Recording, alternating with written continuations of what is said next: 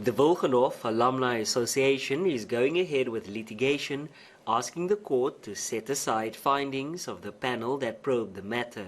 As for the Alumni Association and the outcome of today's council meeting, we're of the view that the report is materially flawed. We've made this point repeatedly since it was first issued in June. We're of the view that the process was flawed, and the latest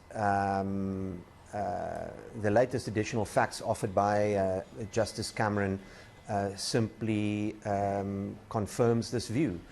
Just over a week ago, the case between the Association for the Advancement of Wilgenhof Residents and the university was settled.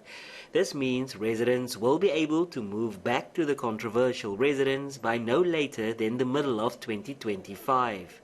I think it is very important that both Professor de Villiers and Mrs. Nikki Newton-King must now be suspended, and that the Deputy Chairperson of the Board of the University must ask for an independent panel to investigate what happened here and what happened with the alterations that were made to this report regarding Wilgenhof.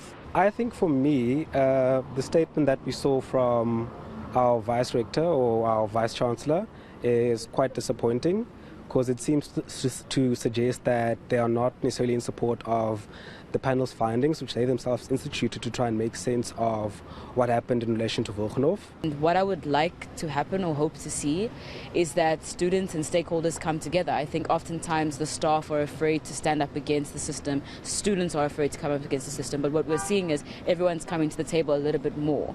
The panel found no evidence of physical violence, sexual violence, or sexually inappropriate conduct perpetrated by Wilgenhof's internal disciplinary committee dubbed the Nachtligte. Kevin Brandt, Stellenbosch.